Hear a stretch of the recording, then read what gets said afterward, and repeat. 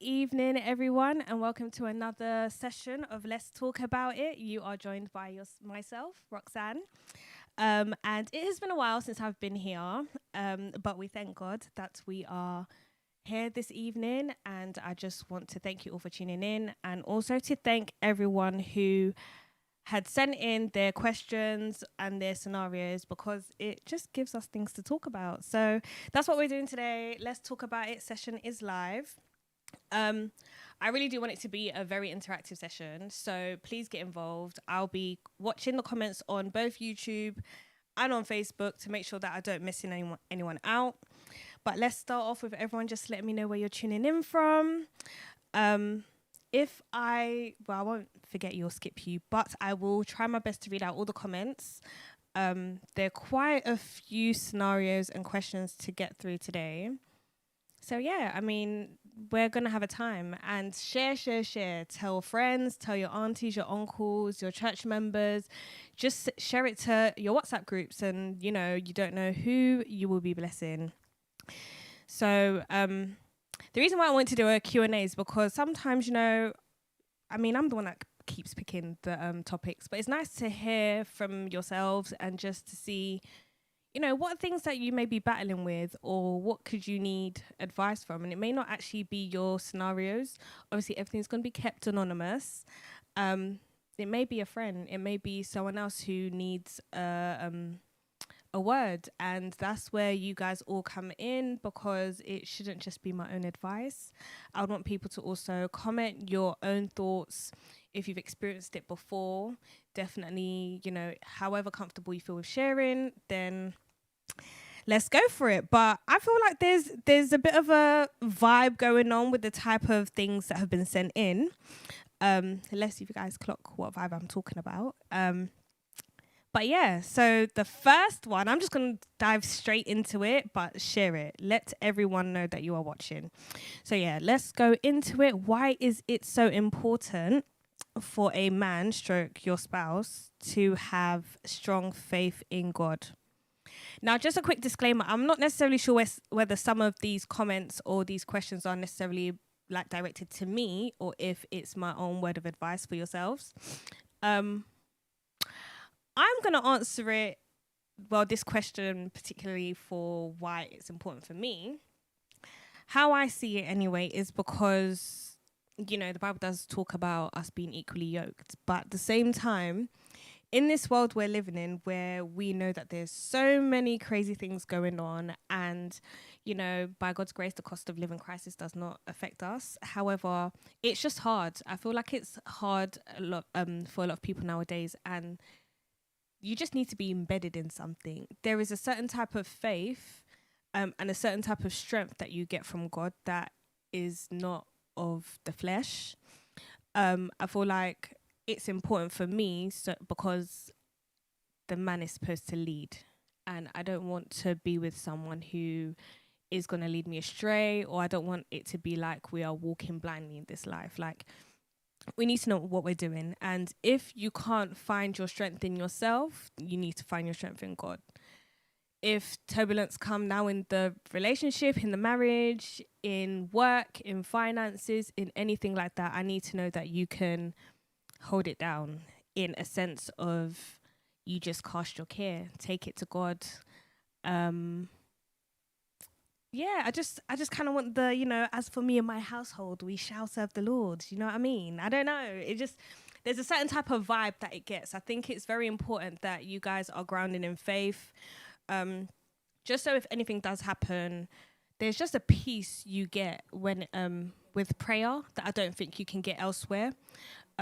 So yeah, that's my answer.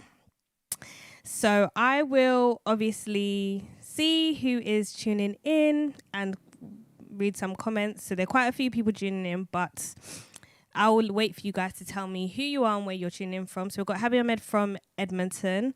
We've got Dotun from Cambridge. We've got Sister Betta. Hello. Lord Level Sounds. A woman and children lean on a man. A man needs someone to lean on in times of need. I love that. That is very important. We've got Abs, who is joining from the 6. Ridiculous, but we love you, Abs. We've got Moyo, very important. That's your foundation. We have Sister Chioma who says, good evening. We are tuning in from sunny Hertfordshire. Honestly, guys, I don't know how you're dealing with this sun, but we just want to give Aisha a round of applause and thank her for this AC that I'm dealing with in this room, because if not, I don't know how I would be looking right now. We've got Nikki tuning in from East London. Keep them rolling. I will also try and check Facebook. So if you are watching on Facebook, do also give a shout out to where you are joining from.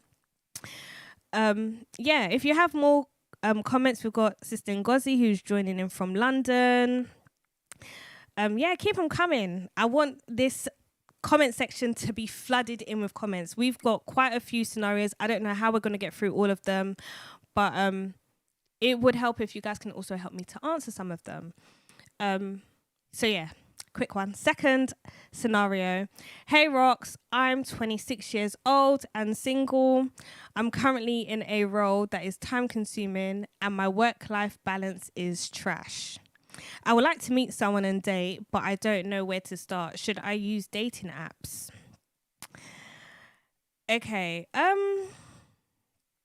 Now you guys might need to help me out with this one, because I have never used a dating app, so I'm not necessarily sure what it consists of and what it's like. For me, it's quite scary, or it will be quite scary to use a dating app. I think I'm kind of old school, meet through friends. I mean, you can't.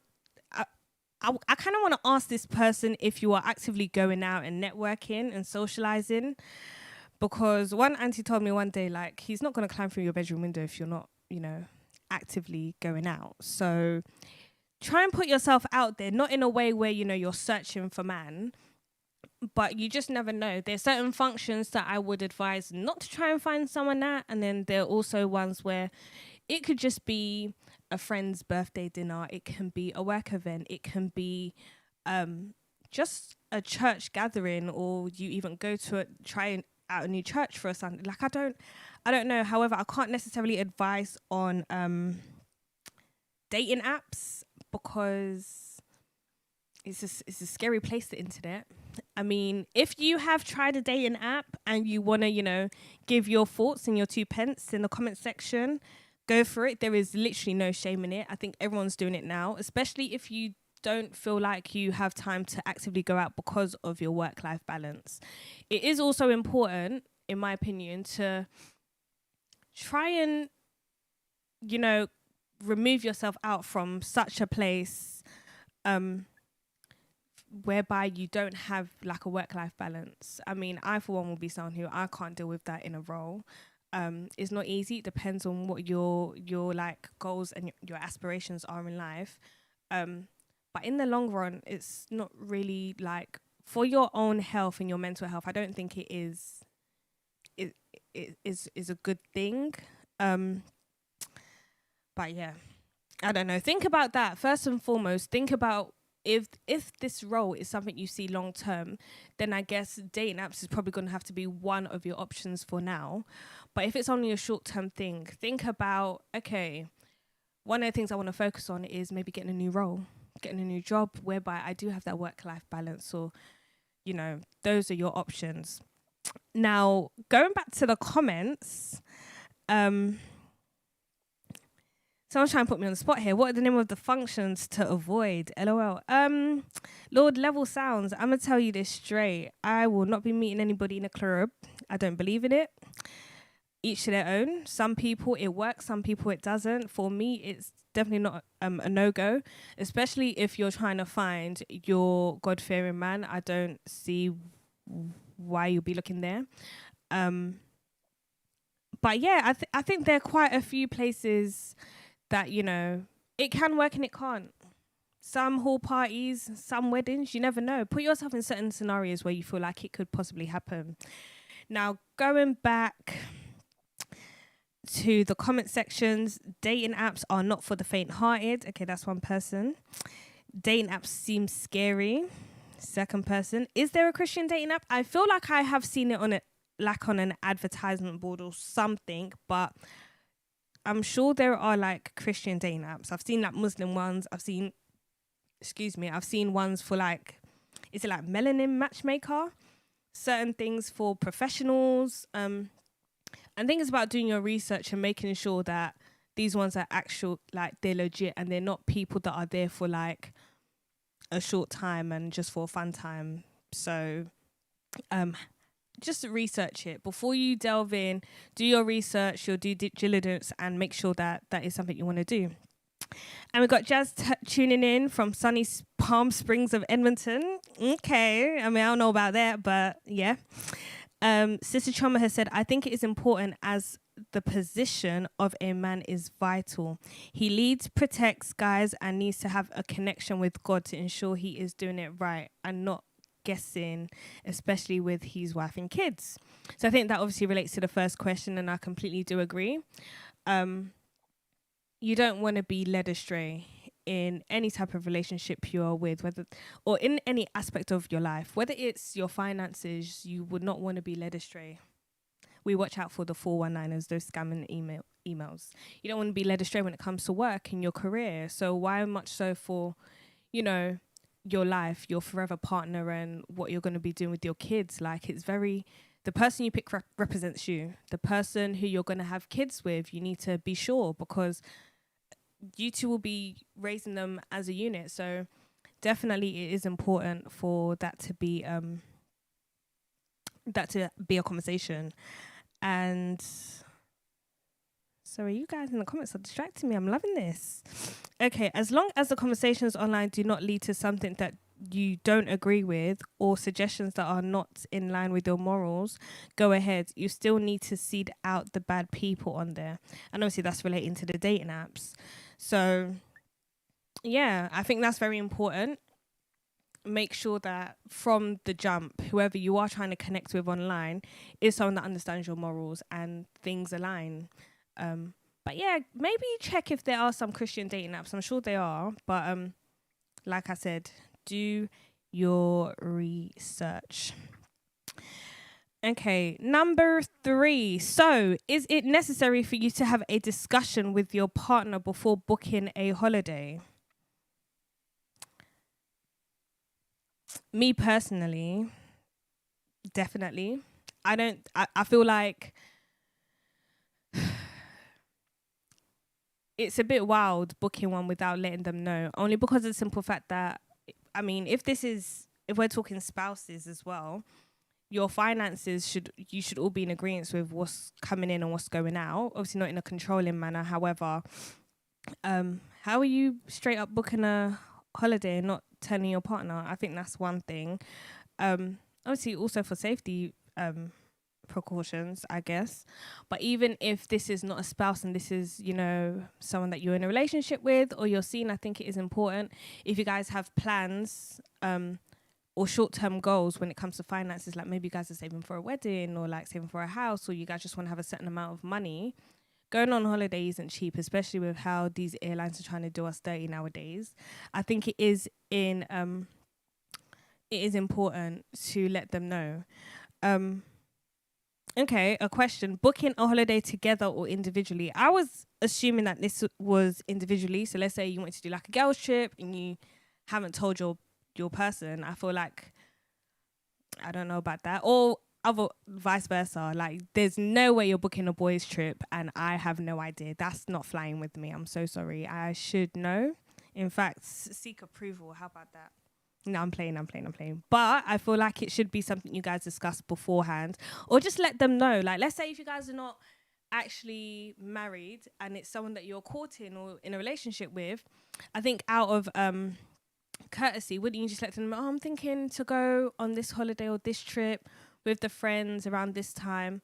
I just think that's something that just comes into conversation or comes into play anyway. But that's my thoughts. What do you guys think? Would you let your boyfriend, girlfriend / wife or husband know when you're booking a holiday before you book it? Or is it just I don't need to let them know? Let's see. Okay, so another comment has come in. Oh, of course it has to be discussed even before anything is booked. I definitely agree. There's no way you're telling me after the fact that you've booked a holiday. It's not going to fly. Sorry. Okay, as the comments are coming in, I will move on to the next one, and maybe what we'll do is we'll just keep going back and checking on these comments after. Another one we have is, what do you do when you're happy for your friends, but they have something you're believing in God for? Okay. So what do you do when you're happy for your friends, but they have something you're believing in God for? I'm going to quote Sister Chioma Movi on this one, because one of my favorite sayings, or one of my favorite quotes that she says, is when God does something for someone that's very close to you, you should celebrate that person and should even be excited, because that just shows that God's in the neighborhood and it's coming your way soon. So I feel like that's something that you just need to hold. You just need to hold on to. Like, the Bible says, you mourn with those who mourn, you celebrate with those who, celebrate. I think it's very important to not lose focus or to not lose track of those who are in their happy moments, because you too, when your time comes, you would want those people who are close to you and who are your friends and who are who hold a certain influence in your life to be happy for you. And sometimes it can be hard, sometimes it can be like, raw, God, like, remember me, or like, God, I see what you're doing for others, remember me. But sometimes you can't be looking at other people's paths and lanes, because it's not your own. You guys are on different paths. It might be the same destination you're trying to get to, it might even be different destination, but just try, and that can even be a test of faith.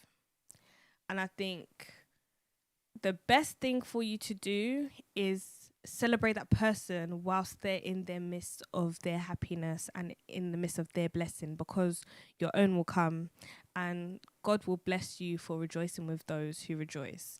And yeah, that's my own opinion on it. I don't know if there's certain types of ways that people decide they deal with it. If you've had to deal with it before, definitely state and help this person out in the comment section how you feel they should deal with it best.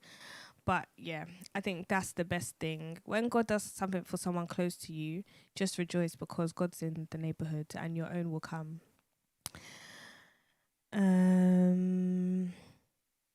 Okay, guys, we're not even halfway through all these scenarios, but I'm going to try and be quick with it. We might need to do a part 2. I might even bring someone random from the audience to come in for the part 2, but you never know. So next one. I feel like I struggle to overcome mistakes from the past. Is there any advice you can give on that?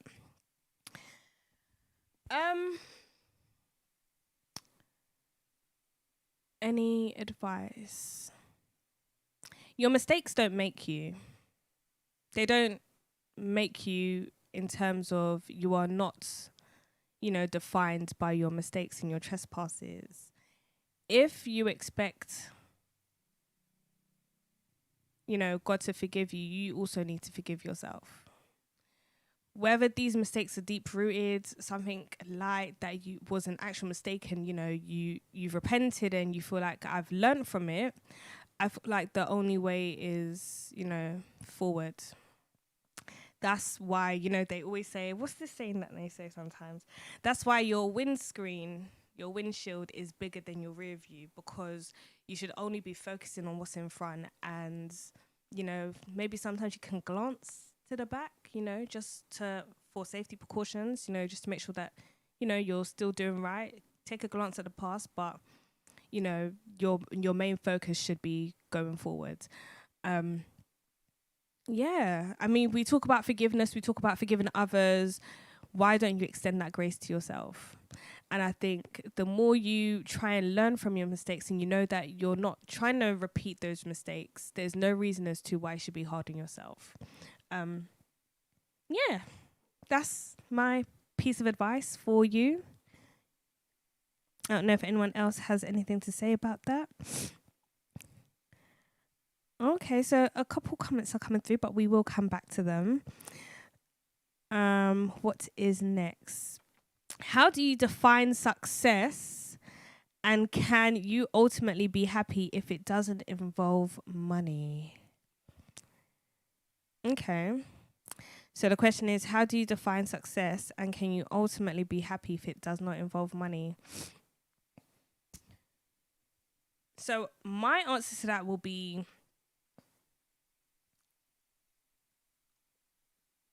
I mean, money's nice, but I don't think that defines success. You know, we hear of a lot of people or a lot of celebrities or a lot of, you know, people in the limelight who may seem like they have everything, and they might be the most successful people. However, some way, somehow, they just decided that they couldn't do life anymore. And success isn't just about money. I feel like, you know, I can't really remember verbatim what my friend said earlier about success when we were discussing this.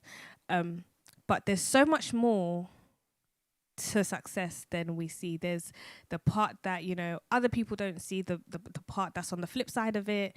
The work that it takes to get to whatever goal it is that you have. There's the hard work you put in, the struggles, the cries, the tears, the blood, everything.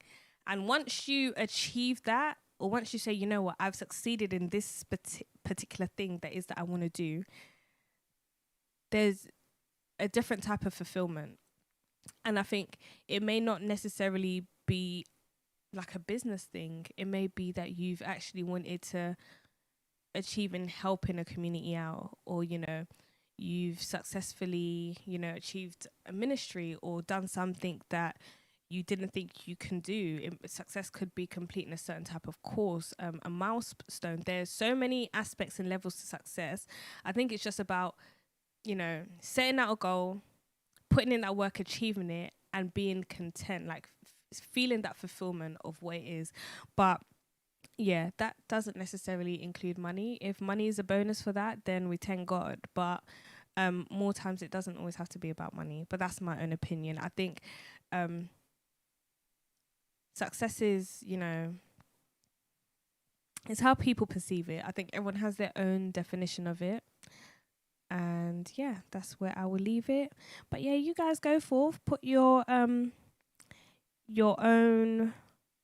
definitions of success in that chat, so you can help the blessed sister or brother who sent through that question. Okay, I think this might be a repeat, but I'll read it out and see you know, what we think of this. But what are the best ways to meet a partner in 2023? How do we navigate dating apps as a Christian? Are they off limits or encouraged? Yeah, so we have touched base on this. Do your research. Do your research and see. Obviously, make sure that whatever it is and whoever it is that you are talking to or connecting with or engaging with online, you guys have the same morals, that there's an alignment. If there's something that you think, actually this might be a bit off, this person being a bit too forward, I don't like how how they're being, how they're approaching it, they want to do certain things that I'm not really like I'm up for, you kind of will know when something feels a bit wrong. But do your research. There are apps that, you know, are more candid to what it is you're looking for. So, you know, if you're looking for a Christian one, if there's a certain type of there's ones for professionals, there are ones like for certain like backgrounds and cultures. So it's just a bit easier to kind of like, you know, shorten you know, what is the word I'm looking for? But that just has a smaller pool of what it is that you are looking for. So it helps filter out all the other people that probably just aren't going to align with you.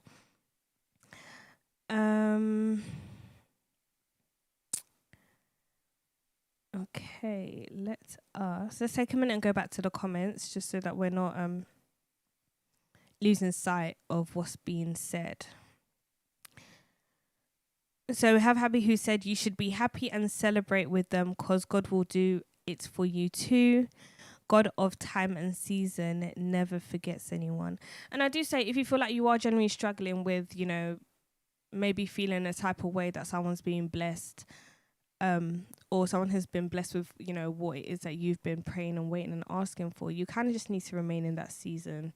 Like, humble yourself, take it to God in prayer, just continue, like, God will hear you and will answer. It may not be right now. It may not actually be the right time, or it may not necessarily be what God has for you in his will, but it will, regardless, you just need to say, you know what, God, I trust your will. Do for me what is according to your will, what needs to be done.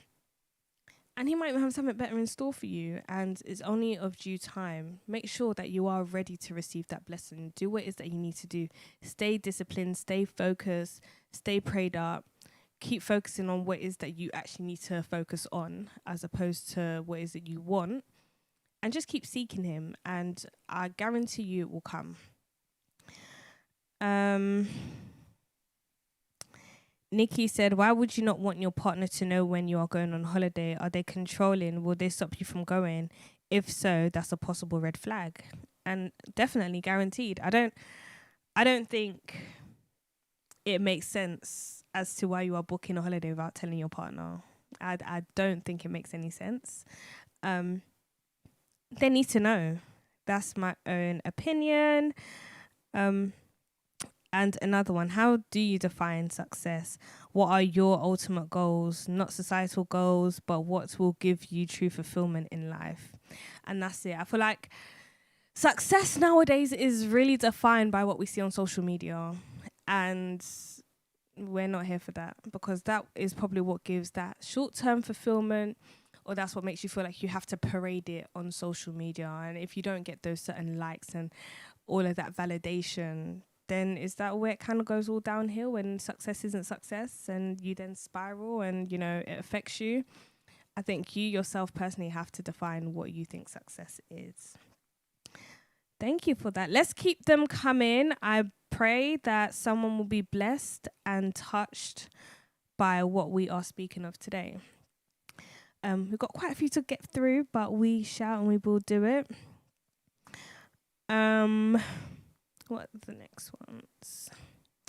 So the next one is, how do I navigate friendships with people who aren't Christians and live a different lifestyle to mine?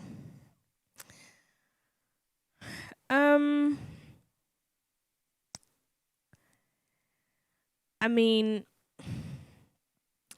I'm going to need everyone to flood the comments with this one and give your own opinion, only because it is hard. I feel like there's something in which we preach as Christians, you know.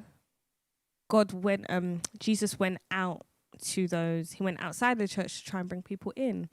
He was around, you know, the likes of like prostitutes, trying to bring them into the church, you know, because you don't just stick and preach to the choir, you know, they're already there. You're trying to bring people in. So I won't say, oh, cut them off. I'm not, you know, I don't want anything to do with them. I'm better than them. You can't have that type of mentality. You have to have a Jesus mentality. You can talk to them. You know, we're supposed to be witnesses of Christ. So you can talk to them. You can pray for them.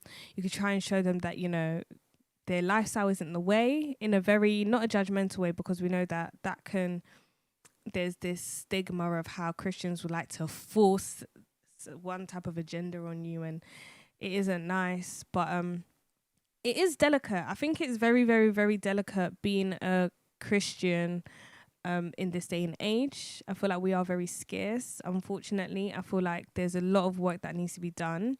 I feel like we have to tread carefully when it comes to talking to our friends and making sure that they do still feel the love when it comes to that. You could pray for them. Pray for them.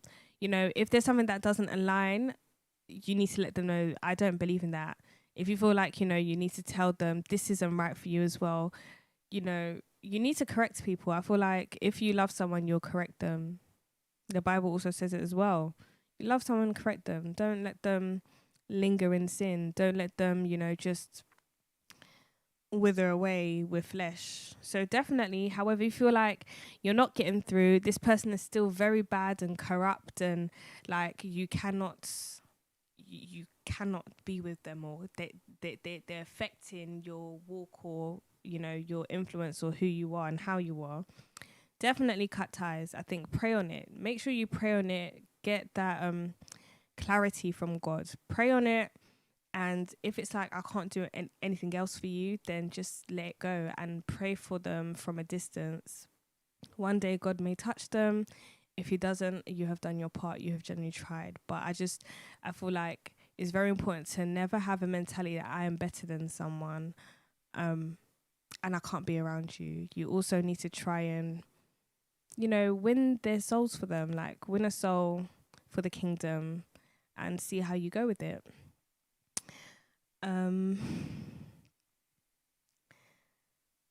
Let's take a couple more, just looking at the time. What are your thoughts on modern day marriages and splitting household duties / finances? Now, wouldn't it be an amazing world or country where you can generally solely live on one income?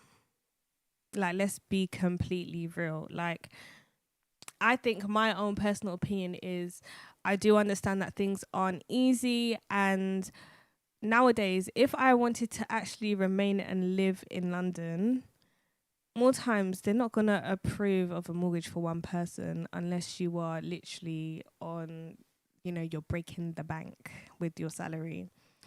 I'm all for, having discussions about expectations financially when it comes to, when you're courting with someone, or like when you're in a relationship, what's expected of you two, who's gonna do what. And I just think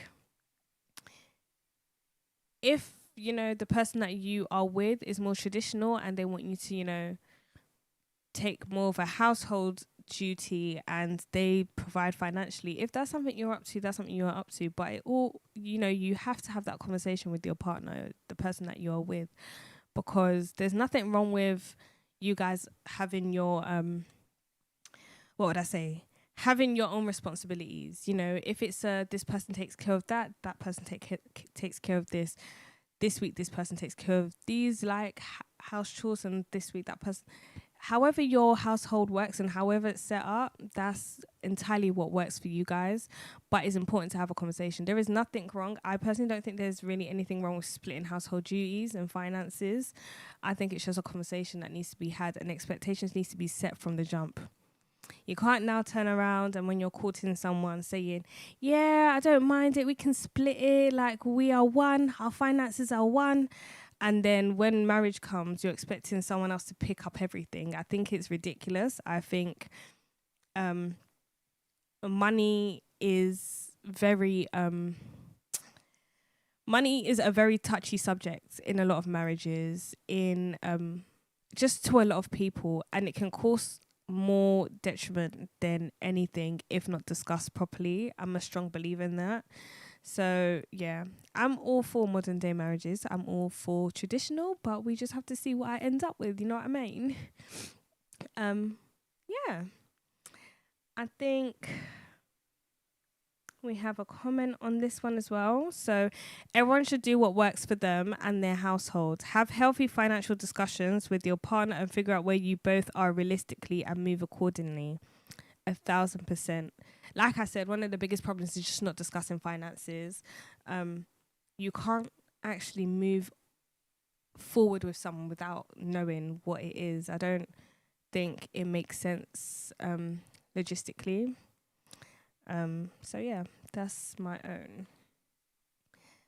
Okay, let's quickly zoom through a couple of these. I think I might just take this last one, and then we will have to do a part 2 because time is really not on our side. So, last one. Speaking as someone who grew up in an African religious family, mental health was not spoken of. As an adult man of 28, I recently went through a job redundancy and have been left without a job for the past year.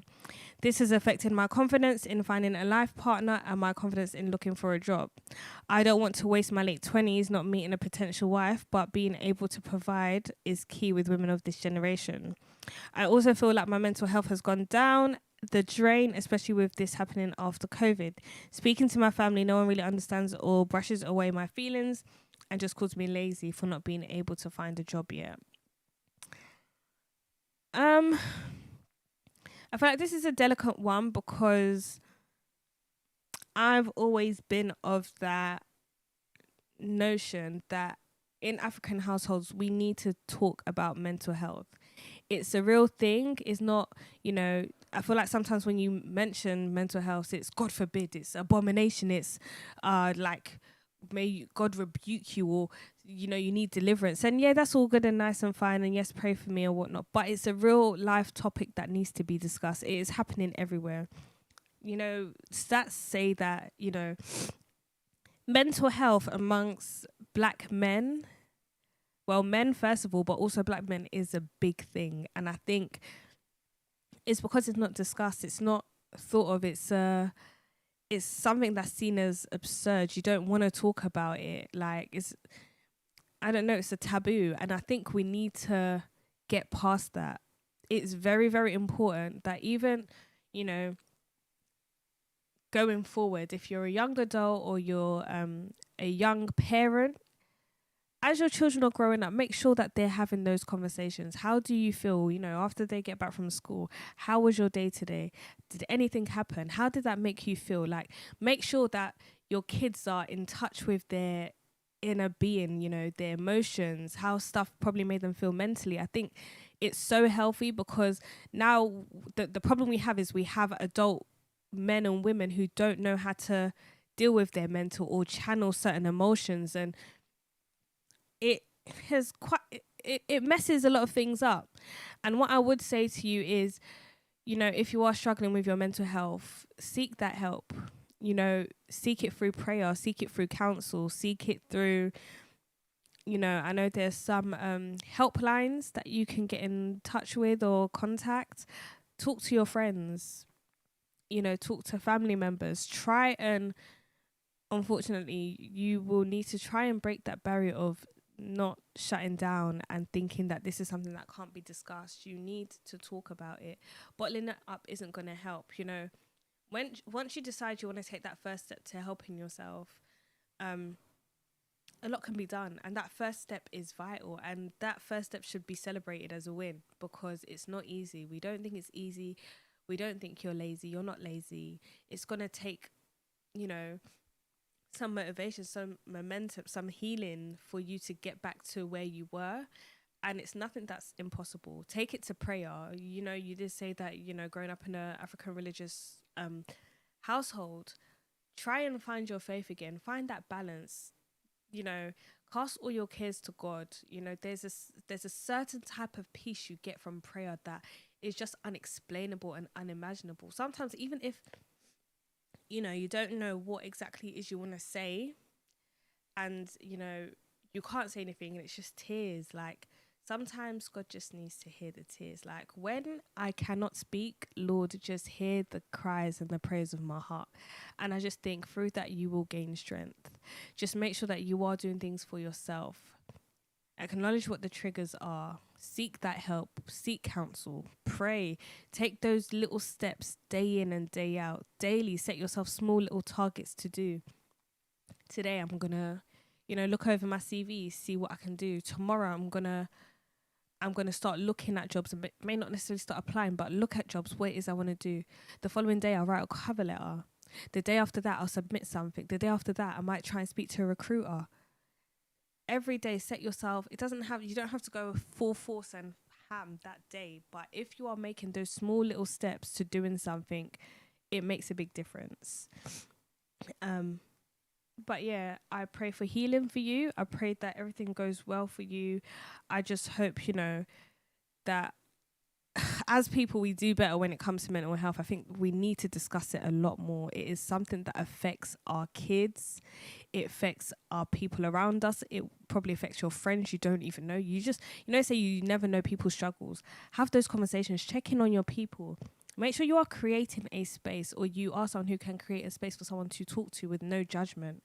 You need to be there for your friends and your family, because you just never know. But definitely, I want to challenge everyone tonight who is on this platform and who is listening. Before you sleep, say a prayer for one person. Just one person. You don't need to know their struggle. You don't need to know what it is that they're going through. Just say a prayer. Someone that, their name just randomly pops into your head right now. Just say a prayer for them before you sleep. Maybe just, check in with them. Hey, I thought about you today. How are things going? just do so. I think we need to make an active effort to pray for other people. We talk about, we want these blessings for ourselves. We want God to do this. We want God to do that. Pray for someone else. Don't just think about yourself. Pray for someone else. How about that? I would challenge you guys to do that. Time is really not on our side, guys. But yeah, we also have another comment just based on what I've said. We, as an African, need to be more open and discuss it with our children, and I couldn't agree more. It's so important, guys. I can't even stress to you how important it is. We shouldn't be quick to shut it down. Speak to the people in our lives. Pray against it. Pray for healing with your mental. Just pray. I think that's all we have time for. I do have quite a few more. However, I just think time's not on our side, and I will probably try and make sure that we do a part 2 of this. But I'd like to thank each and every single person who has tuned in, who has commented, who has given a word of advice, shared their thoughts. Even if, you're quite mute there, but you have shared it to someone, or you're watching, you've learned something from it. God bless you. Love you guys. If there are other topics that you want to discuss, or you still have some questions and some scenarios to send in, please do so. I might just, get someone else to join me so I don't do all the talking so you guys aren't fed up with my voice. But with that being said, have a lovely evening, and I will see you in 4 weeks. Good night.